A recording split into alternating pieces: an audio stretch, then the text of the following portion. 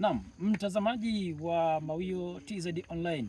Hapa nipo makao makuu ya kampuni ya kilimo Itekado, ambapo kama una kumbukumbu, miezi mitatu iliyopita nilizungumza na mkurugenzi mtendaji wa kampuni hii Dr. Samaila Bello, ambaye yeye alituhakikishia kama Watanzania kwamba kampuni yake itanunua parachichi ifikapo msimu wa ununuzi.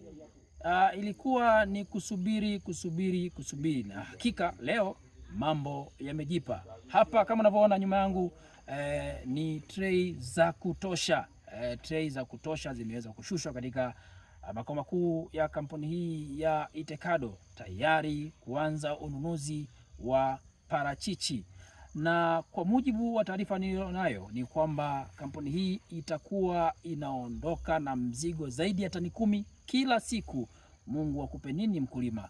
Hakika hii ni neema, na kwa maana tayari bei elekezi ya kampuni hii itaenda kutangazwa na meneja wa kampuni hii, na huenda ikawa ni bei nono kuliko kampuni zozote zilizopita katika ununuzi ukanda huu wa Rungwe na Busokelo kwa ujumla. Nitazungumza na meneja wa kampuni hii ndugu Amos Asajile Mwamgoboe pamoja na msimamizi wa kituo hiki, wao watueleze kinagaubaga kipi kinaendelea na ni lini wataanza ununuzi wa parachichi. Usiondoke. Kwa jina naitwa Amos Asajile, ni meneja mkuu wa kampuni ya Itekado ambayo inajihusisha na kilimo kwa maana ya kulima lakini pia kununua parachichi. Tuna mashamba mbalimbali ambapo baadhi ya mashamba tumeweza kulima kokoa kwa upande wa Kyela, lakini kwa Busokelo pamoja na Njombe tunajihusisha na kilimo cha parachichi. Mnamo mwaka jana mwezi wa 12 mkurugenzi aliahidi kununua parachichi.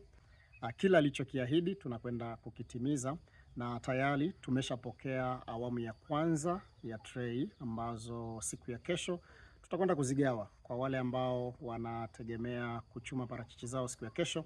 Basi wanaweza kufika kwenye ofisi zetu za Itekado zilizopo Lupata, ndipo ambapo zoezi la ugawaji wa tray litakapofanyika. Na safari hii tutakwenda kuwa na bei elekezi ambayo uongozi umekwenda kuitoa.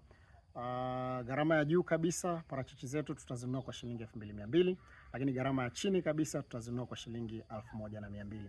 Hii yote ni kuendelea kuweka mahusiano mazuri kati ya kampuni pamoja na wakulima ambao tunasema ni wakulima waliopo karibu na sisi, ama tunaweza tukawaita outgrowers. Lakini mpango wa pili wa kampuni ni kuhakikisha kwamba tutakuwa na program endelevu. Kwa namna gani mkulima anaweza kanufaika sasa kupata elimu ya kulima parachichi na vitu vya kufuata ili kuweza kumiti zile international standards za parachichi. So tutakuwa na sessions mbalimbali mara baada ya kumaliza zoezi la uvunaji, ambazo hizo zote zitakwenda kuongozwa na agronomist wetu ambaye ameajiliwa na kampuni kwa ajili ya kutoa elimu ili kuweza kuboresha miundombinu mizuri ya kuweza kuuza parachichi. So tutaomba ushirikiano hasa kuanzia hiyo kesho kwenye zoezi la ununuzi mpaka pale ambapo tutakwenda kutimiza. Asante.